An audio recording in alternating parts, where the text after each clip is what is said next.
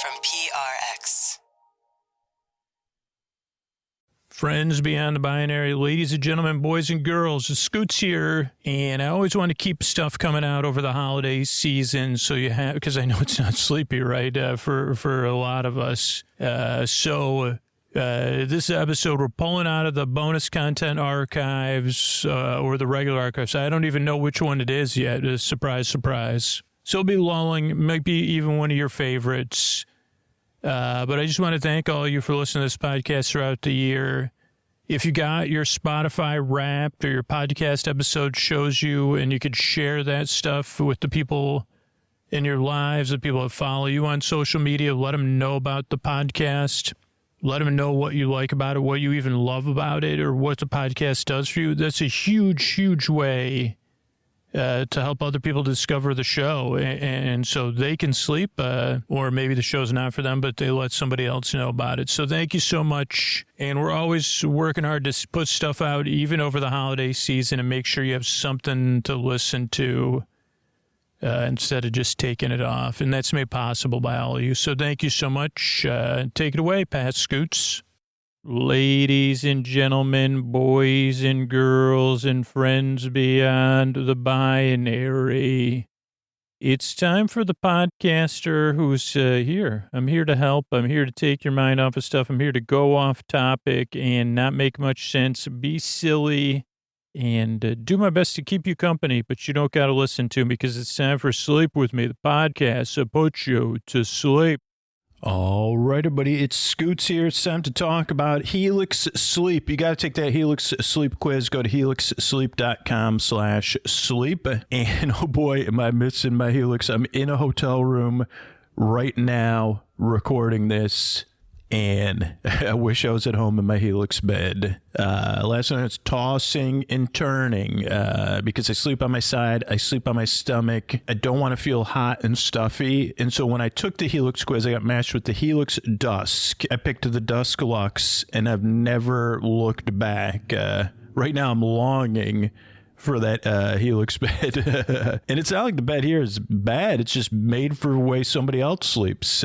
So do yourself a favor this holiday season. You know, you're going to be getting a lot of sleeps over the next year, the next 5 years, the next 10 years. And you want to be comfortable in a bed that fits your needs. So here's what you do. Take that Helix quiz and find out which bed you get matched with. And then start to imagine yourself as comfortable as I'm imagining myself when I get home. And wouldn't it be nice this holiday season to give yourself the gift of comfort, of good sleep? Well, Helix has that in mind because they have an unbelievable deal right now, and you do not want to miss out on it. So this is the time to get a new bed. It starts with taking that quiz at helixsleep.com/sleep, but the offer, 27% off site-wide. So get over there. Plus, you get 2 free dream pillows with any mattress purchase. And there's a free bedding bundle. That's 2 dream pillows, a sheet set, and a mattress protector with any Luxe or Elite mattress order. And that's only at helixsleep.com/sleep. That's only at helixsleep.com/sleep. It's 27% off site-wide. So get over there. Get yourself a comfortable bed to sleep in this holiday season. Thanks, everybody.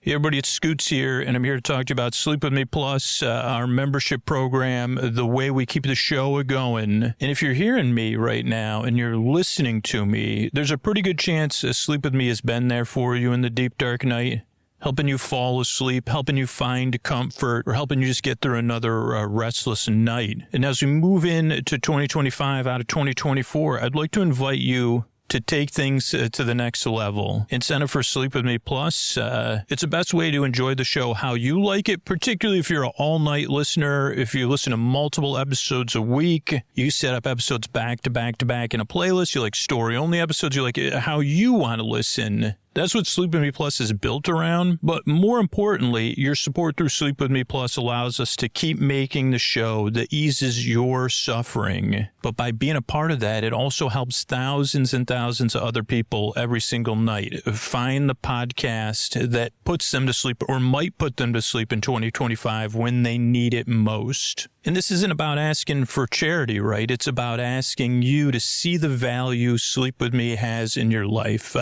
and how it's made your life better. And by supporting something that makes your life better, you directly help it exist for other people to find and use whenever they need it too. So if Sleep With Me has been a part of your life in 2024, you can support Sleep With Me well into the future by going right now. Like if you're hearing me and you're listening to me, you're the one I'm talking to. Unless you're new and you say, no, it wasn't a part of my 2024. If it was a part of your 2024, you're hearing me and you're listening to me and you agree, go to sleepwithmepodcast.com/plus. If you're counting on Sleep With Me in 2025, you could sign up. You could help me hit my goal. Like my goal really is putting you to sleep in 2025. Just putting you to sleep with this next episode and easing your suffering and discomfort in the deep, dark night. So thank you for making that possible because I love doing it. Thanks. Oh, Mystery Bard, a lot of people help out on this show. Who are they? Posty poster son sounds like an earful. Wrote the theme song.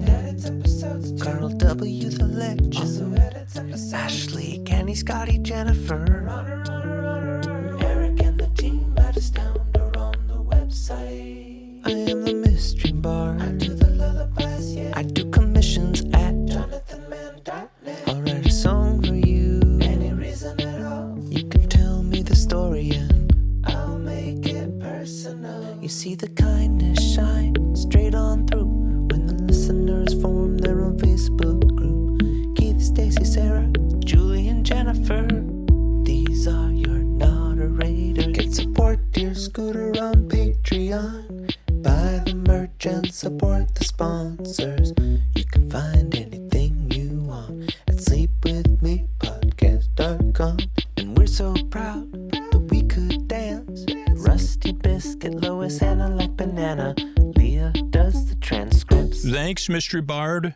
Don't forget, if you heard everything I was saying about Sleep With Me Plus, but you're not in a position to support the show, you can get access to Sleep With Me Plus for free by signing up for our referral program. If you want ad-free episodes or bonus episodes or whatever it is, just sign up at sleepwithmepodcast.com/refer, REFER. Thanks. What do you say we slow it down and get on with the show? Hey, are you up all night tossing, turning, mind racing, trouble getting to sleep, trouble staying asleep? Well, welcome. This is Sleep With Me, the podcast that puts you to sleep. We do it with a bedtime story. All you need to do is get in bed, turn out the lights, and press play. I'm going to do the rest. What I'm going to attempt to do is create a safe place where you could set aside whatever's keeping you awake. It could be thoughts, things you're thinking about on your mind. You're thinking about past, present, the future, tomorrow, next week, whatever it is, stuff, whatever you're thinking about, I don't know, lists. That's a list of listicles and lists. Holy moly. Remember when I was going to start that podcast, a litany of lists, and I never followed, that's on my list now because another thing I never followed through on. That's one list I've never made, luckily. Like it's one of those self-generating lists. Maybe I'll get back to that. So whatever's keeping you awake, thoughts, feelings, any emotions coming up. They could be emotions about the past or the present or the future. Physical sensations, whatever it is that's keeping you awake. Changes in schedule, time. Maybe you work. Here's a big shout out to my second and third shift workers. And those you on the fourth, those you on the fourth shift, which I've, tried to promote more and more. And those you on shifts in 4D, you say, well, I'm working in the fourth, I got a shift in the fourth dimension, Scoots. What about me? I say, don't worry. One day I'll mention you on an episode.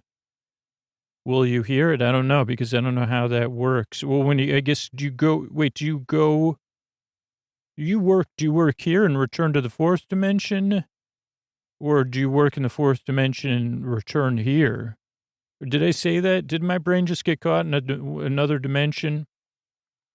How many dimensions are there again? Oh, I don't know. Okay, well, did this have anything to do with how many axes are there? Is there X, Y, and Z? Okay, my brain is definitely dead silent when I'm asking these questions. I was waiting for an answer, even inside my head that I would have given voice to. No answers in there. In fact, I felt some part of myself rolling its eyes. When I said X, I said, and then I heard something mutter, what do axes and dimensions have to do with each other? And I said, whoa, hold the phone there, because how are you going to get what if you had to measure a dimension? Well, you'd need the axes, or you'd say like length and width, in depth. That's 3D, correct? So I think it's a perfectly reasonable question to ask. And that's how I treat those parts of me. I say, well, this is, I'm not here to get into a big thing about this. I just was wondering, and I think it's, I'm just asking questions. Okay. And then my brain says, yeah, I guess you're right. Sorry, I didn't see it that way. But you're right. I never would have, my brain, without a hint of sarcasm that I can detect, said, I never would have thought we'd need to get out the old measuring tape and start measuring dimensions or and I said, well, somewhere out there in the history of time and space, there's definitely been someone or will be right now whose job it has to do with measuring the dimensions of dimensions. I mean, that's a reasonable assumption, right? Oh, my brain just said, I know one person that wouldn't be qualified for that. And I say, you're right about that. I would not be qualified for, they say, what is that? Is that what number is that? Or is that a letter? Well, I estimate, I use a form of estimation called, the tape measure keeps moving around. It's my own special form of estimation. I mean, that was a Wrigley dimension you had me dealing with. You said, nebula, can you just stay in one place while I measure you? And that wasn't Nebula, the famous character that associates with superheroes or superheroine. That was something else. Oh, sorry. Yeah, I forgot. I'm in the middle of the start of a sleep podcast. Oh boy. Okay, so whatever's keeping you awake, I'm here to take your mind off of stuff. What I'm going to do, and I just gave you an example, is I'm going to send my voice across the deep dark night. I'm going to use lulling, soothing, creaky, dulcet tones, pointless meanders, superfluous tangents. So I'm going to go off topic. I'm going to get mixed up, which we've just seen, not go anywhere. You see, he talked about stuff, but I don't ever, he's the only person that could talk about something without reaching a conclusion. I'd say, thank you very much. I mean, once you've had my imaginary future job and another, measuring dimensions of dimensions, I think, that's probably really, when you talk about that, that's really an essential job of an astro person. I don't know if it's an astrophysicist, but that would say, wouldn't that be, you could use that if you're an astrophysicist, say, well, what does an astrophysicist do anyway? Well, one of our main jobs is measuring the dimensions of dimensions. Maybe I should check in next time I check in at one of the great particle colliders. I heard I heard there's a new superconductor that doesn't have to be measured in Kelvin or something. So I'm excited about that because that makes it easier for me to pop in and join in the collision. I say super collision. That was a wonderful one. That's another book I will be working on one day. Compliments for super colliders and particle accelerators. If you meet a particle, things to say. If you meet a particle collider, what did I say? Particle accelerator or a collider or a super collider at a party. Small talk with super colliders and particle accelerators. So, oh boy, if you're new, you're already hearing the podcast, so you already have a good idea. So this show is not a podcast you need to listen to. And I think I set a good example of why. It's a kind of podcast you kind of barely listen to. You just kind of barely pay attention. So that's one thing to know. The other thing to know is this podcast really doesn't put you to sleep. I'm here to keep you company while you drift off. So even if you can't sleep, I'm going to be here. Like the shows are an hour to give you plenty of time. Fall asleep at your leisure. If you can't sleep, I'll just be here keeping you company and rambling. It's interesting because tonight is a science-based, well, if there's an imaginary branch of science, and I'm not talking about the one we're familiar with, I'm talking about a different one, like kind of like not fantasy science, but yeah, I mean, I guess I guess in some sense, fantasy science. Okay, so what was I saying? Oh, so this is a podcast you don't need to listen to. Don't need to fall asleep either. I just keep you company while you drift off. Podcast does not work for everybody either. That's the thing. It's not everybody's cup of tea. But for most people it worked for, it took 2 or 3 tries before they realized, oh, I feel like I was confusing distaste with neutrality. I actually feel neutral, so neutral about this podcast I could sleep to it. But naturally, when you first check the show out, you might have strong feelings about it because it's very different, bit confused. You know, I'm a bit strange. I go off topic. I got creaky dulcet tones. So all I can say is give it a few tries and see how it goes. I really hope it can help you fall asleep. And I don't gain anything, really. I mean, if you saw my inbox, you'd just say, just give it two or 3 tries and see if it works. I hope it does. So that's that. Another thing, if you're new, that throws new listeners off is the structure of the show, especially, well, I guess it throws people off whether this is their first podcast or they listen to a lot of podcasts. It throws them off either way. And I think the reason why is that the structure's not, it's not comparable to another podcast. So we start off with a greeting. That's pretty normal. Ladies and gentlemen, boys and girls, friends beyond the binary. That's how everybody knows that I want you to feel seen and welcome. And then I'm trying to make a safe place or a place that you could feel, you say, well, check that out. I'm feeling ambivalent at this point. An ambivalent place that could develop into something you feel safe in. So there's that. So that's the greeting. Then there's business at the top of the show. Usually we got 2 pieces of business, then the sleepy supporter zone. Then the intro. And the intro is a long part of the beginning of the show, usually from 6 minutes to 22 minutes or so, or at least lately. And that's where I introduce the podcast, which you say normally isn't an intro like around 30 seconds to 2 minutes. I say, yeah, normally it is. But this is an intro that could put you to sleep. So that's why it's 22 minutes. But really the intro kind of serves a couple purposes. One, if you're new, it kind of gives you an idea what to expect. And you say, oh, okay, this is a podcast. Okay. Is he going to do I don't know, you get familiar with the idea that I'm in the style of the show. But 2, there are listeners that fall asleep during it. There are like 2 or 3% of listeners that skip ahead to 20 minutes and start listening there. And there are people that listen during the day or wake up and put the podcast on. There's a lot of different use cases, but for a lot of listeners, and this isn't right or wrong, but just like the usual way people get into the show initially is they listen to the intro during their wind down, whether they're in bed or they're getting ready for bed. And that makes the intro, that 20 minutes serves as a way to get some distance from your day, your daytime personality, and to make nighttime where something like a little bit nicer. You say, well, I'm easing into bedtime with scoots. So I'm taking your mind off of stuff. And that way you're kind of descending ideally into sleep. I mean, that's the only way that works for me. So, so that's the intro. Then there's business, that's the main meat of the business of the show. Then there's our story. Tonight it'll be a holiday episode where we look at Santa Claus. And, I'm just going to say it up front. 1, I believe in Santa Claus.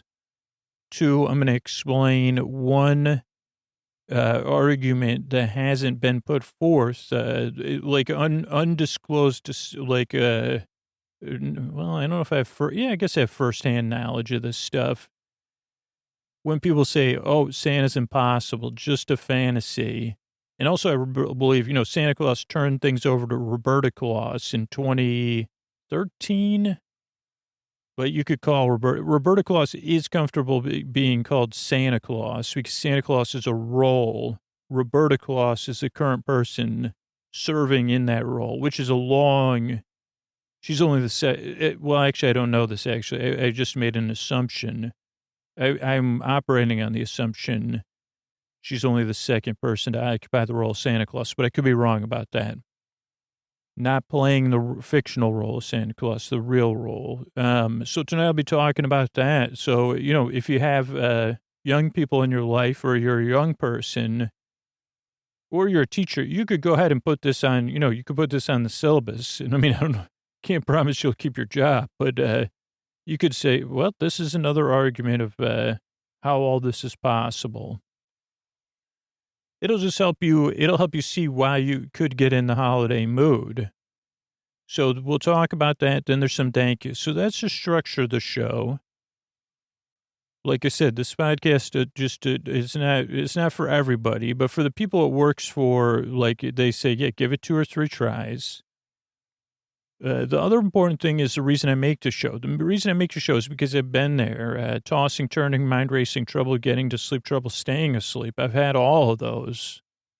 I probably had all of those in the last 48 hours, including my new thing, which is, my daughter wants me to call it #laying, which I've talked about.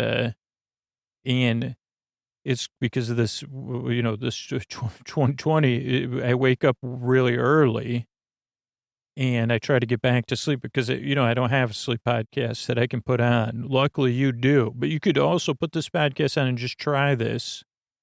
And, I don't think I told my therapist about this because this is really where I say, wow, I really am getting better. This stuff actually works. All the work I put in. And I'm not kidding. I guess it sounds like I'm saying it facetiously. But so I have this new thing when I wake up early that I kind of acceptance, I guess is what you call it. I say, okay, I woke up early. I don't want to get out of bed, but I also don't want to put pressure on myself to fall back asleep. So I'm just going to lie here for a little while, try to get comfortable, but try not to, because for me, once I say I want to go back to sleep, you know how that goes. And then I start to get, my temperature starts to rise, and I'm not my physical temperature, you know what I'm saying? And I just get I get frowny. And this new laying thing, it doesn't work all the time because you got to be in the right mood. I say, well, I'm just going to lie here. Maybe I'll let my thoughts drift. Maybe I'll meditate. Maybe I'll feel some feelings or get comfortable. Maybe I'll listen to some sounds. And tell you what, sometimes I fall back asleep. Sometimes I don't. And then sometimes I wait I give it a few minutes and I say, well, I didn't fall back asleep. And I kind of, start drinking coffee.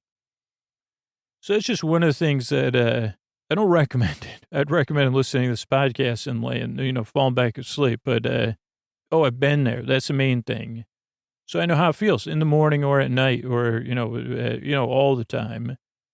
And so if I can help you, if I can make bedtime something you don't dread, that's the highest goal I could hit. If you just say, well, at least I got Scoots, I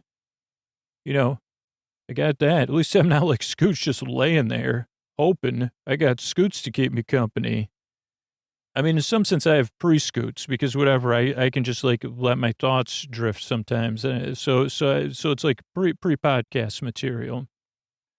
So if I can help, it really gives my life meaning. But also the other side of it is you deserve a good night's sleep. You deserve a place where you can get some rest. And if I can help with that, that would mean a lot because if your life's better, all our lives are better. If your life's richer, all our lives are richer. It's just the truth. It increases it. It's like an incremental increase in the goodness of the world. An incremental increase in the goodness of the world sign me up. That's my dream.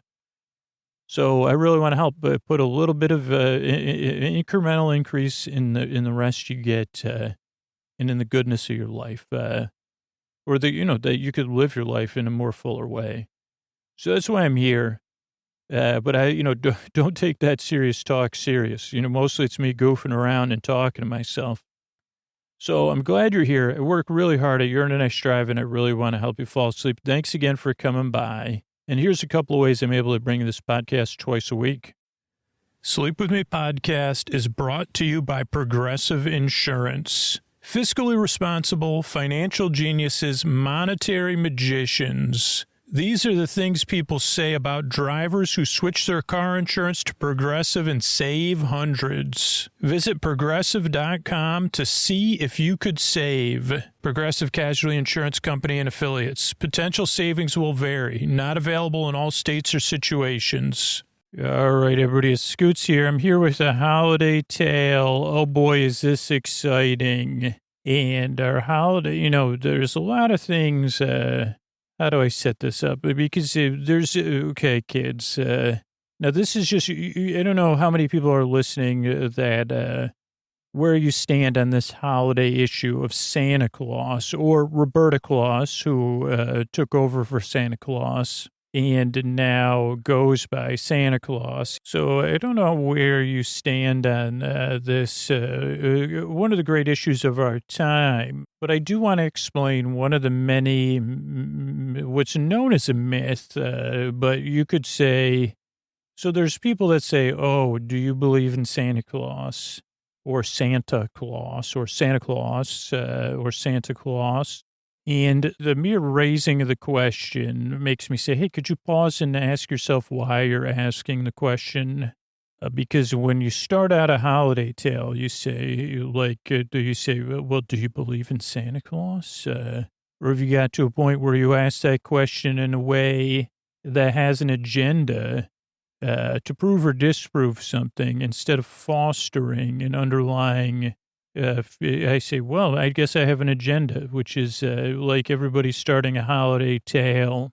It's to bring you a little dose of meanders and holiday cheer and take your mind off of stuff, but also to encourage those of you that say, well, okay, Scoots, I'm whatever age I am, and I've been told these things, or I'm just a curious child, and I say to myself, oh, I do love Santa Claus, and...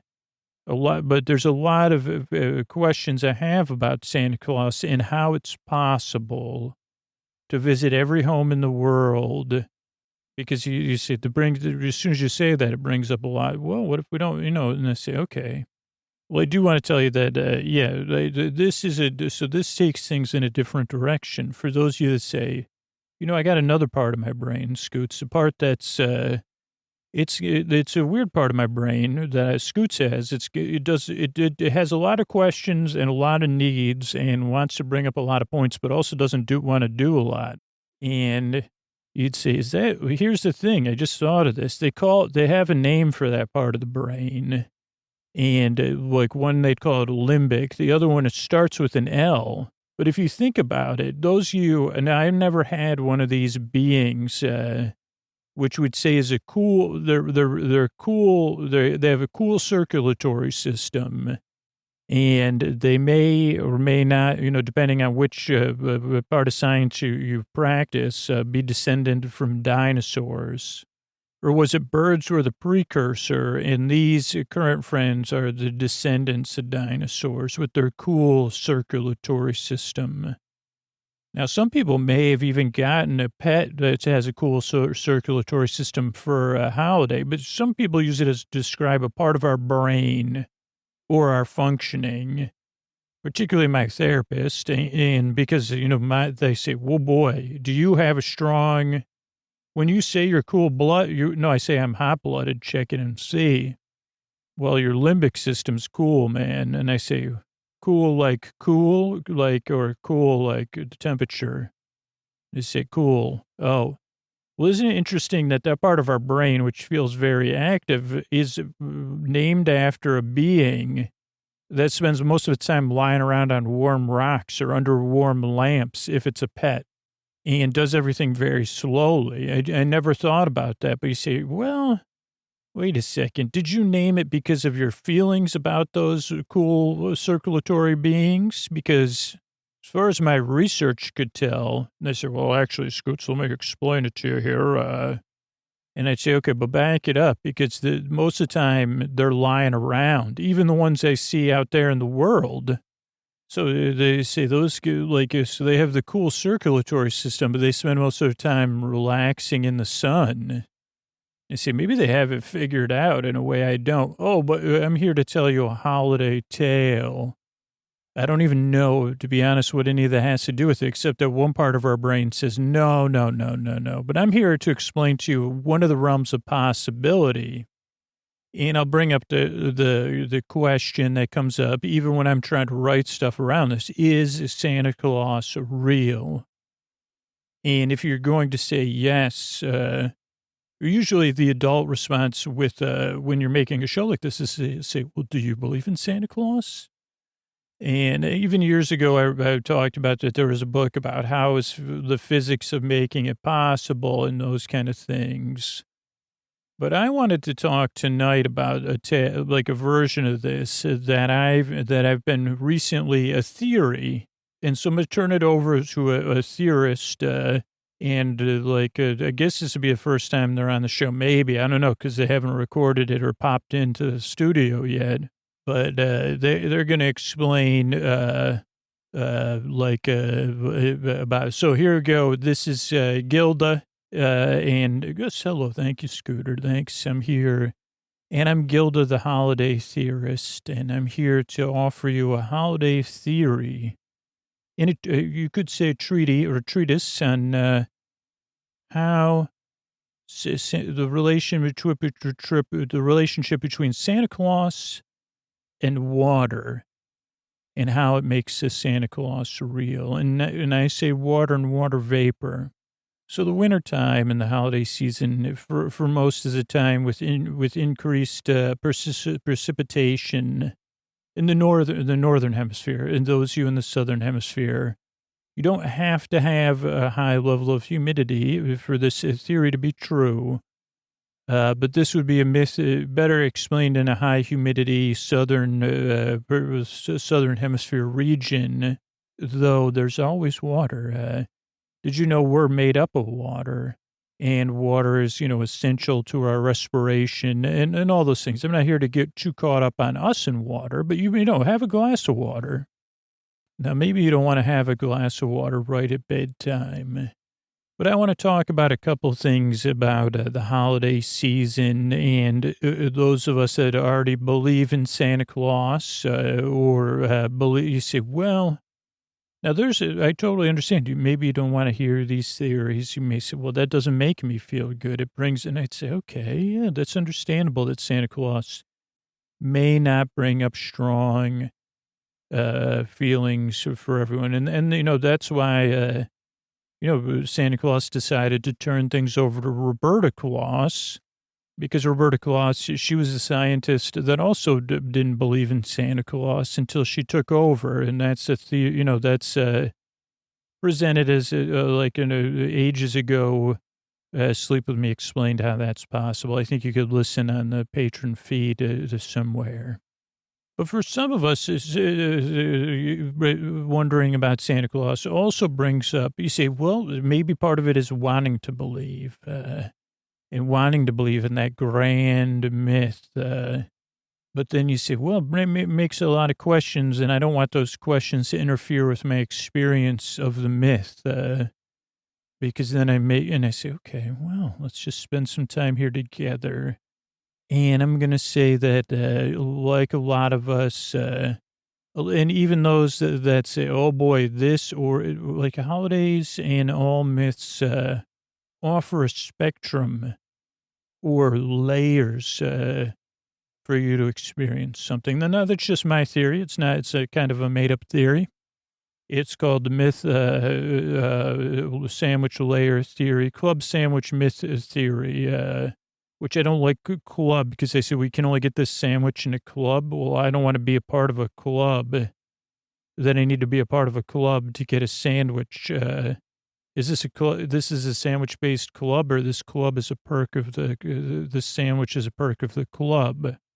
Because I could go to a diner and get this sandwich one, so that's not that great. What's the perk? It's just an extra piece of bread in there? Sorry, sometimes I rail against things beyond. But you now some of you may say, well, that's kind of old-fashioned. What's a club sandwich, and why are we talking about club sandwiches? And what does that have to do with it? And what if I don't have all? And I say, well, a club sandwich to me is a layered sandwich with extra layers. And a club sandwich, traditionally, if you get it at a diner, which anyone can go to for the most part, is a sandwich that has a piece of bread. Then usually, now you could have a condiment on your bread. Bread's normally toasted, and that's for flavor and structural integrity.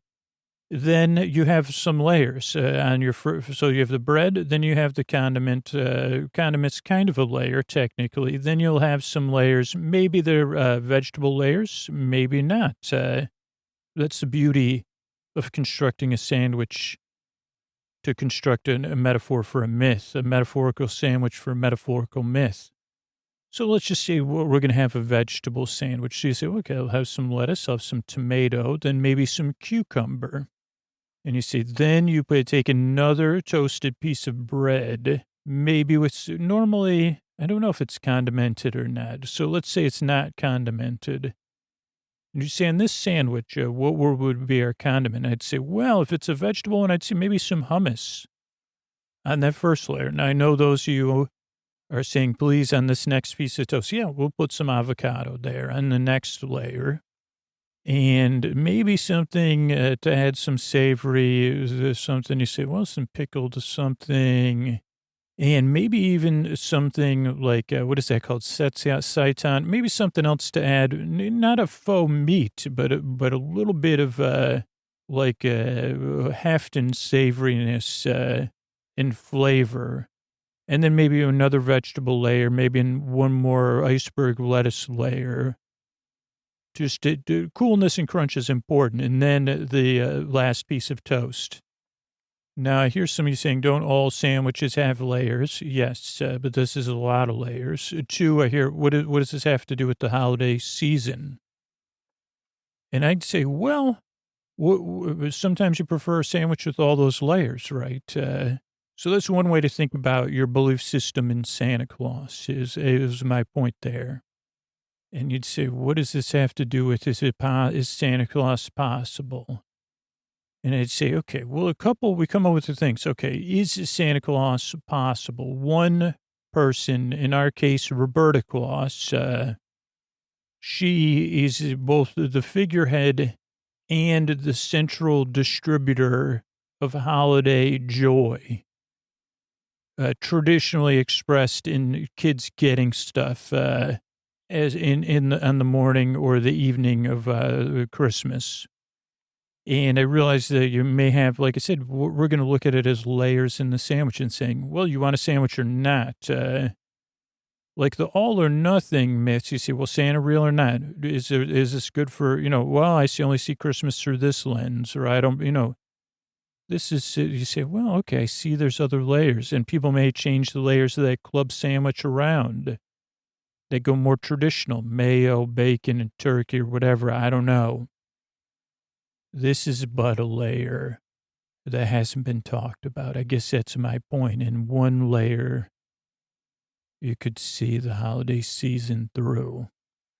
So you say, is Santa Claus, Roberta Claus, real? Someone who goes around the world delivering toys. Okay, you say, not so sure about that one. One, because what about people, okay, I hear you. There's multiple objections to just that as a factual action, and two, as a possible action. Understandable, very, very understandable. So, okay, so as you say, okay, now how's your theory present those two things? And I'd say, well, what if we go deeper to the people who say yes? So you said yes. Well, one, they go to all or nothing after that. Yes, Santa Claus is real. Yes, Santa Claus delivers presents around the globe. It's a fact. You either accept it or you don't. You say, okay, well, that's one way to deal with it. I understand that. Or you say, well, like I want to believe in it so strongly that at least during the season, I use all of the accoutrement of the season, not just because I enjoy it, but also as a mechanism of cognitive dissonance, as a distraction from the weight that I am going into an all or nothing place and just believing Santa Claus is real without, because I just want to be immersed, and the accoutrement helps me in that immersion, much like a suspension of disbelief when you watch a movie. Going to the movie theater and having habits when that was something we did very often, or going to a theme park. It's a part of a process, right? It's a suspension of disbelief or accoutrement that make it easier to have cognitive dissonance. I guess is simply, and I'd say, well, I guess suspension of disbelief is another nicer way to put it. And then some people, you may say, okay, is it real or not? And they may say no, but symbolically it's enjoyable. Or you may say, well, no, but it's fun to think about. It's okay, those are things, you're starting to see layers in the sandwich there. Or some people may speculate, not only I like to think it is possible, and I like to think about how would it be possible. Or some people might say, well, it's a historical myth about something that no longer occurs, but does occur, but we still kind of it's a participatory myth. And I'd say, whoa, I never thought about that till it just came out of my mouth. I wish I had written all this down. Tell me more. Well, it's a myth. You could believe that it's a tale or that it's a factual accounting of something that occurred in the past. And now we as a people, the people that participate in it, and you say, well, there's secular and non-secular holidays and even cultural, secular, non-secular cultural expressions of holiday traditions. And then there's family, and it goes level by level, even geographic. And I say, yes. Now we're getting, so there's a layer. So those are layers on the sandwich. Yes. And that doesn't make it untrue that you say, well, and it could be real. Or, yeah, I'd like to think about that book with the physics of if it's real. Or the other, all these specials that are on the streaming boxes, and looking at that and all the it just opens me up to the possibility it could be real.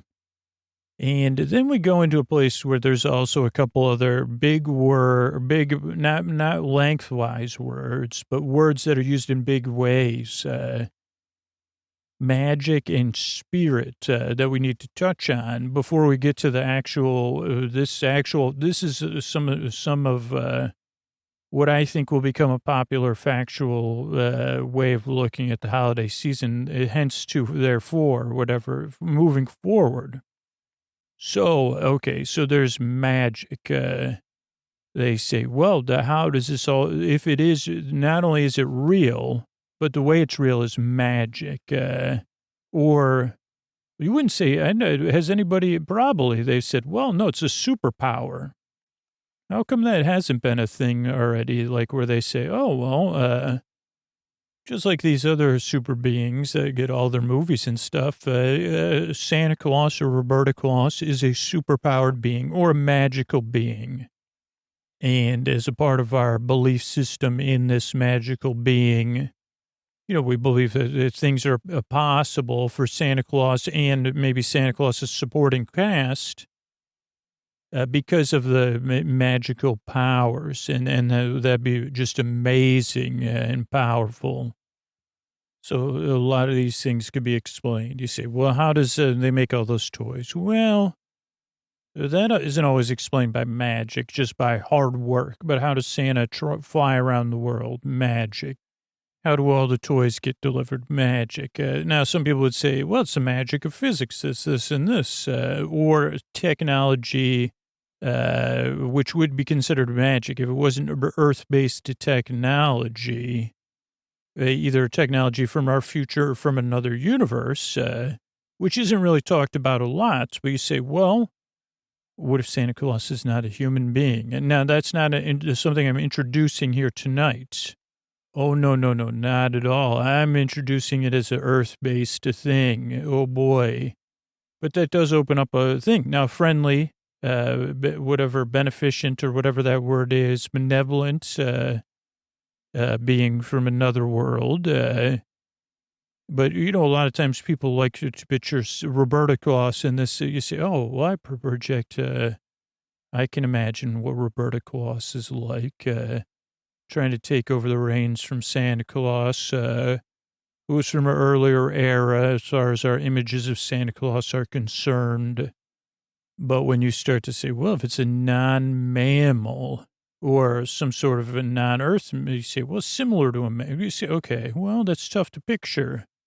And I say, well, yeah, I don't want to make it, this is not meant to, I guess I went off topic there because I hadn't really thought about it. But I said, well, non-Earth technology would be magical and in some sense magic because we wouldn't understand how it worked, and it would be it could make any of that possible.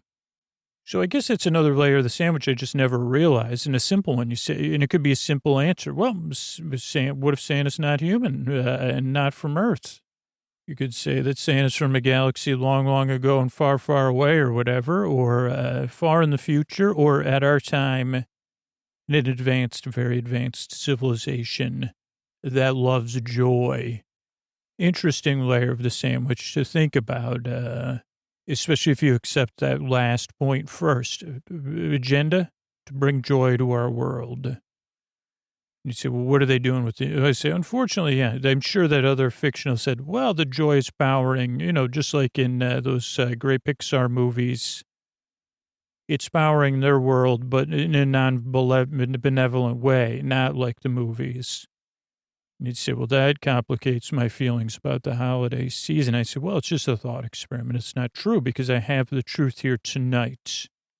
And you'd say, well, so is any of that true? And I'd say it is one layer of the sandwich. There's something magical about the idea of Roberta Claus or Santa Claus, which I use interchangeably. There's something magic about overcoming our doubts and saying it is possible. And it is possible because of magic, so we don't have to worry about it. It makes it the suspension of disbelief a little bit more palpable. And I would say it's possible, too. And also you say, well, then maybe that makes it even more possible. I'd say, well, they're good then. You say, well, that's just all the layer you need to think about.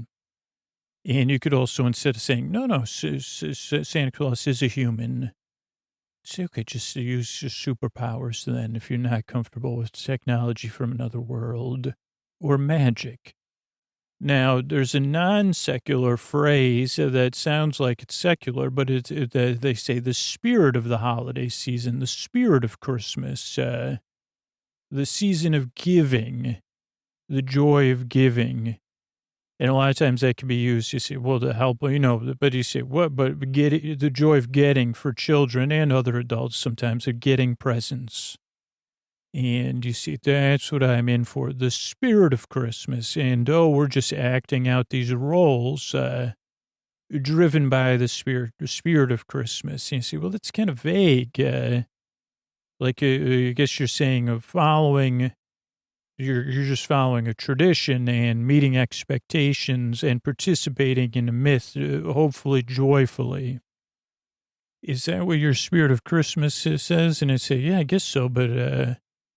And I'd say, well, you're on the right path now. I hear your thoughts whirring, and I've led you in the direction I want to. Because you say, well, wait a second, are you saying something more? And I'm saying, no, let's go back to the world of water.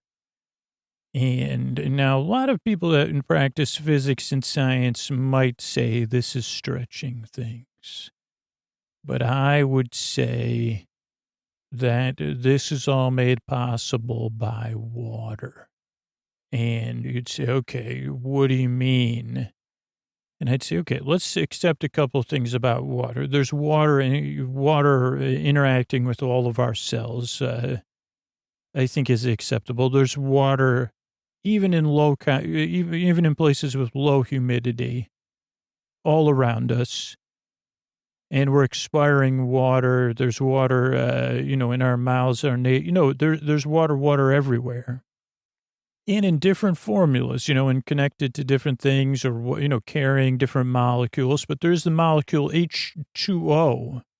And water travels. Water is a part of these weather systems. Water falls from the sky in different ways. It rises from the ground. It moves through our countrysides. It's carried in the air. It floats in clouds and fog. We even carry it in our clothes, or attached to our cars as slush in the winter season for some. So you say, okay, water's everywhere. What does that have to do with the holiday season? I'd say, okay, you accept that, right? You accept that water is even in your thoughts. And you say, whoa. I'm thinking about water now because you're talking about it. And I say, well, however deep you want to go, water makes that possible. Thinking about water is made possible by water, believe it or not. Talk about you say, it really is it? I say, oh boy, on many, many levels, thinking about water is made possible by water. And water, isn't just always H2O, right? You say, well, there's something suspended in the water. There's waters connected to this. You say, well, I got lemon in my water. And is it suspended? Is it attached? I don't know, but it's the lemon's in there. Oh boy, that tastes good. Or other things. Or you say, well, I mixed my water in. I made some holiday cookies. Or there's even water in my butter, right? Or my, say, okay, yes, you're on the right path. I think you are. And some people associate evergreen trees with the holiday season, correct? And evergreen trees are evergreen, one of many, not just the only reason, but because of water. And in that evergreen is water and many other wonderful, and you could even say magical properties. Or learning, because we don't understand them. So you say, okay, I'm sorry, I'm not following you at all of what this has to do. What does this have to do with the holiday season and Santa Claus? Okay, so let's take a couple of the myths of Santa Claus and apply them to water, okay? Let's just do that. And water vapor, moving water transmitting across the globe. And you say, okay, what do you mean? And you say, okay, one part of this myth is that, there's some place called the North Pole, and there's people working on toys and making them for free and then giving them away, which you say, okay, well, that's just part of the holiday myth for sure. And I guess we could think about, was that once true? Or it's nice to think about, but it's probably in a snow globe sense true, because I know that I go out and get gifts, those kind of things. Say, okay. I hear you. Or you say, well, I'd like to believe it, but do I read it? And I'd say, okay, well, what if just like that lemon could be attached to the water? And you see, it's all year long that it's attached there, but it's just sitting there in the water. Just a small thing, microns of submicrons, subatomic possibly, like maybe elemental, I'm not sure. There's a giving element somewhere in there. And you see, you're really, and I say, okay, well, what if it is circling the globe, and something about Sometimes it's inert and sometimes it's active. And maybe there's some other element within people giving that maybe causes that element to subdivide. So then it's the idea, okay, well, then it says, and now that we could call that E1 is the element, ELF1. And that is the Elven, you see, okay, what, are you getting, is that does it have its subatomic number? I say yes. Its subatomic number is G for giving. And you paused there because you said, well, that's not, and I said, you're correct. How many electrons? And I say, whoa, this is below those things. Possibly made up of the joy of dark matter. And this element travels around and starts to multiply in the holiday season, because of the mechanisms of participation, either on a sub level or active level. You see, because there's water, when it hits your brain or your heart, or your limbs or whatever, it says, oh, wait a second, I feel you feeling that holiday season. I'm going to start to subdivide some of these, whatever, E1Gs or whatever, the giving elements of the season. And now marketers have known this for a while, that the subdivision occurs and it increases activity. Now, we currently live in a non-barter-based economy.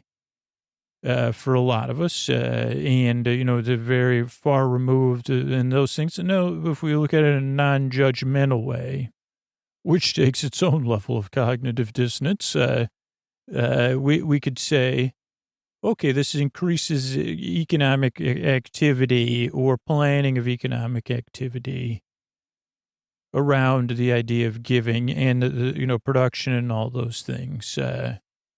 And thus, this sub-element, EG1, as I'm calling it now, is one element. It takes the place of what once was happening up there and makes it possible. Now, let me just blow your mind for 1 second. What if we had a dark matter microscope, which is never, beyond electrons, beyond the realm of possibility, because you say, wait a second. It's once you learn, just to explain the physics of it for those physicists that want to pish and posh about this, because, folding really opens a lot of possibilities. And what they don't know about the dark matter, or what they don't talk about and publicize, is that, what if it's matter folded in on itself, and folded and folded and folded? And in that folding, what happens is it does touch on, now this is just the image of it. Because of that folding, it really goes well beyond our understanding. Because it's universes fold, it's touching other universes, which we really can't understand. So you're going to have to just take my image for this, because the image is true, but also it's an image to explain something that's kind of beyond our understanding. But you could say, wait a second, you could have just said that and stopped the recording about the holiday season. But if we were to look at, through our eyes right now, if we were looking, now I guess this would be a dark matter microscope, and on that with a filter that's a filter of understanding, what you would see is within each of those, is a universe of North Poles with these giant communities of elven workers working.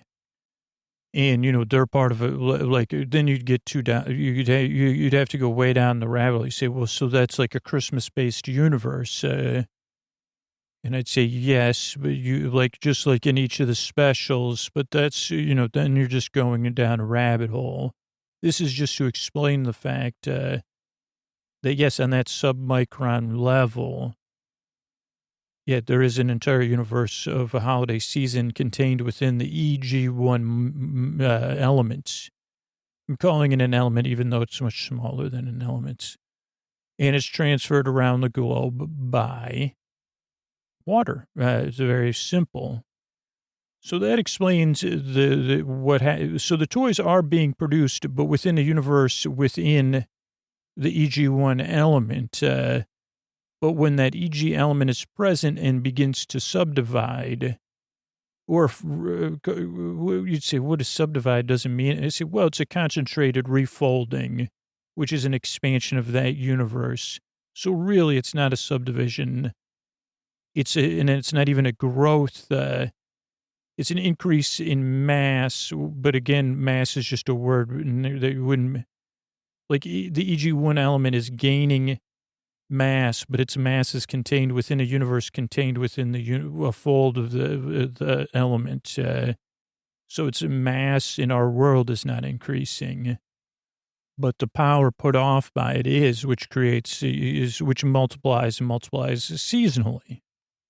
Hence, holiday activity increases along with the tradition. You say, well, which came first, the EG1 or the purchasing of, and I'd say, well, I don't know. We'd have to, that would be, that's, maybe that's for next holiday season. I'm not exactly sure. And it transfers around people, but some people react differently, which is okay. And normally say, no. But we can also see as we look through this magic, like it feels magical because it's beyond our understanding. But when we look through this lens attached to this dark matter microscope, we're calling it DMM, you also begin to see, you say, okay, so that's how the toy, okay, so then you have Santa Claus, and then that's how, okay, so that's a very folded universe. That's how those things happen.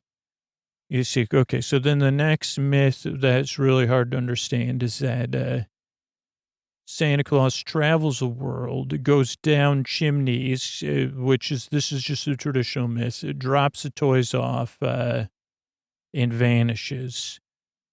How is any of that possible? Okay, well, when there's a buildup related to the passing of time and the field, like this EG1 is reacting and folding and constantly up until like it's more relating less to calendar time and internal human time, and it's very interrelated.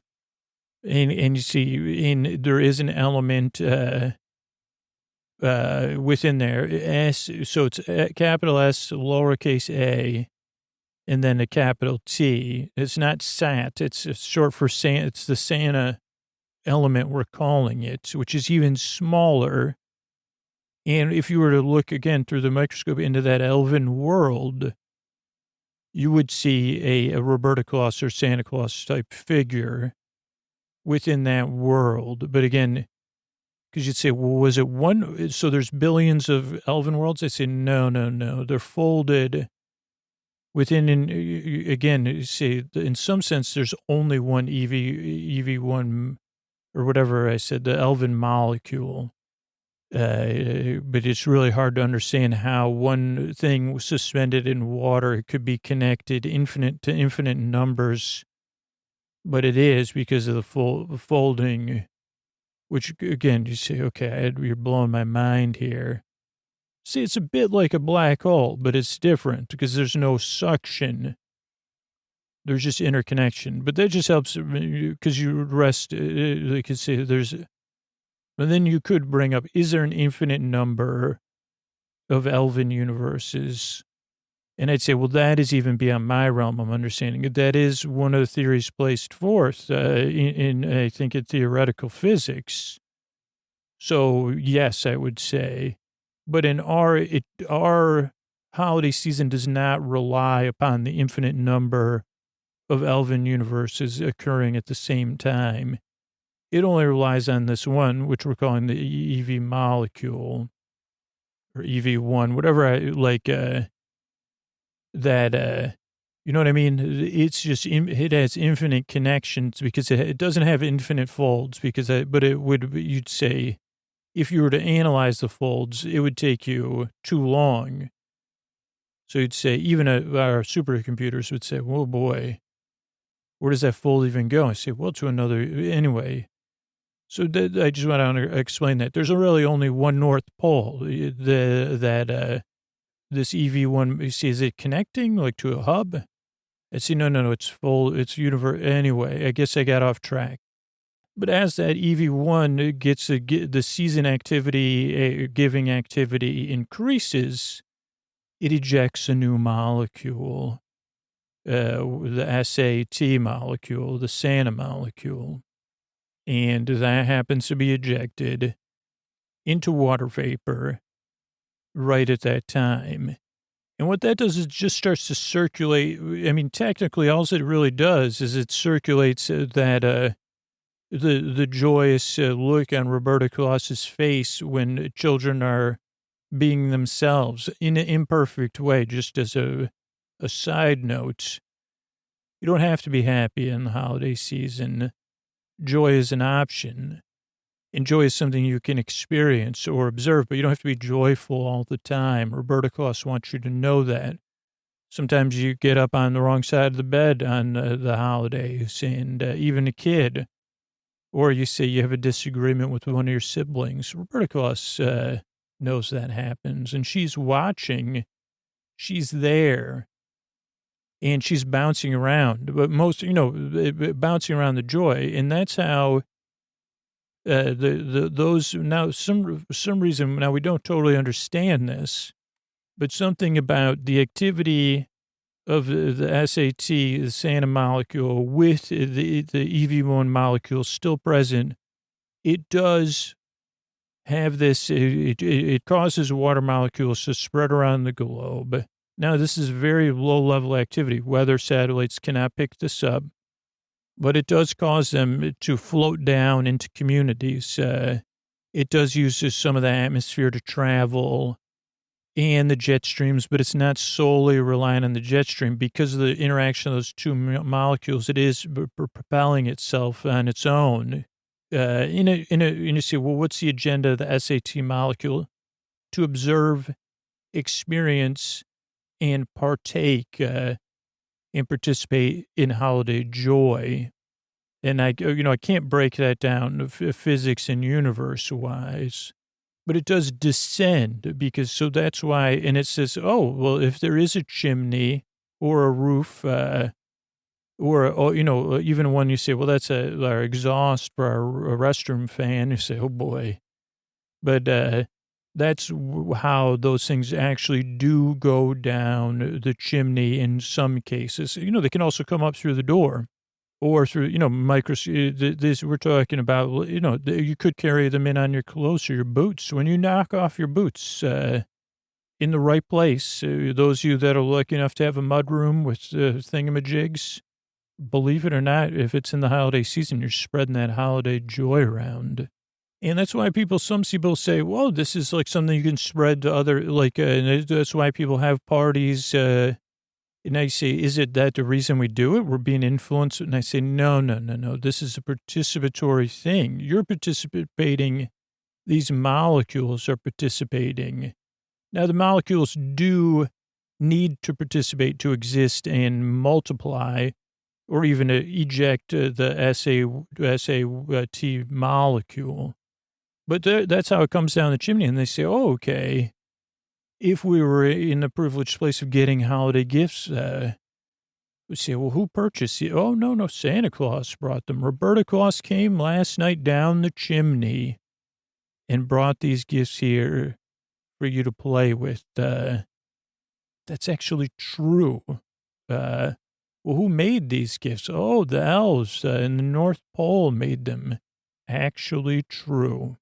Oh, well, last night Santa traveled across the globe and descended and went down chimneys almost everywhere. Again, we're dealing with physics. They say, well, it's not, where some people say, I'll pass on those molecules. Okay, understandable. And that's the great thing about the molecules. They're not going to make you participate. They say, oh, that person's activity level is different. Okay, we'll participate with them on their level. Or they say, oh boy, this 2020, we're going to have to participate with it on a 2020 level. We'll meet it where it is.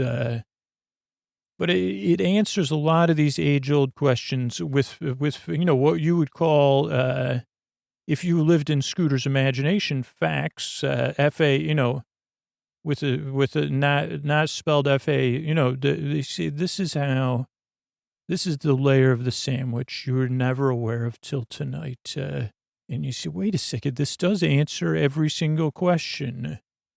I don't know if I could explain this. I can't explain it to myself. And I say, well, this one is here to keep you company. It's a layer of the sandwich you rest to. So, happy holidays and good night. All right, everybody, as I tuck in, I'm going to talk about Sleep With Me Plus. It's the ultimate way to listen to Sleep With Me. Whether you listen all night long, episode after episode, you like to pick your favorite episodes, you like intros or story-only episodes, ad-free episodes, you listen to your favorites deep in the archives. That's what Sleep With Me Plus is built to deliver to you. But really, Sleep With Me Plus is what allows me to meet my goal of making the podcast that puts you to sleep. We do it with a bedtime story, right? But I think it's a lot more than that. Because while Sleep With Me hopefully helped you fall asleep, I met that goal, making the podcast that puts you to sleep in 2024. If you're hearing me and listening to me right now, you do know it's more than that. And the show is really about comfort and easing suffering in the deep, dark night. So again, if you're with me right now and Sleep With Me has been a part of your life, particularly longer than 2024, or if it's a big part of your life where you're listening to episode after episode after episode, it'd be great if you work Sleep With Me into your plans. And think about the value and the way Sleep With Me has impacted your life. Has it helped you fall asleep? Do I make the podcast that puts you to sleep? And does that podcast help with discomfort, ease suffering for you, however you want to define that in the deep, dark night? If that's a yes, and you're hearing me again and listening to me, could you sign up for Sleep With Me Plus right now? Because that's my goal for 2025. It'd probably be the same goal for 2026. And it's a goal that's got me this far. Remembering I make the podcast that puts you to sleep, you, one person to sleep. And the job of the podcast is to bring you comfort in the deep, dark night. But when you sign up for Sleep With Me Plus, it's not just about the extras. It's about the ongoing production of the show. This is how we keep making the podcast week after week after week after week after week. Whether it's the last 2 weeks of 2024 or the 52 weeks of 2025. So if you value the podcast, could you sign up for Sleep With Me Plus right now? sleepwithmepodcast.com/plus. You could do it for the bonus content. You could do it for the fact that the podcast puts you to sleep. You could do it for the benefits of that, how sleep improves your life or has improved your life for the last year or two. Or you could do it for the comfort. You could do it for the ease in suffering. You could do it for the idea of a boyfriend there to distract you. But if that's what the show does to you and is valuable to you, if it's not, that's totally fine, right? Or if you're a new listener, it's not that important. This is this is for the people that are listening to me, hearing me, and that regularly get a lot out of the podcast. The podcast makes your life better. If that's a yes, don't wait, because this is how we're going to be here for 2025. And your support helps make it a lot easier to make the show. And it involves a lot, it helps me focus on my goals. When the show's supported and we can get everybody taken care of that works on this show, I can be here to make the podcast that puts you to sleep and that eases suffering for you in the deep, dark night. So if the podcast has done that for you, sign up, sleepwithmepodcast.com/plus. Thanks so much.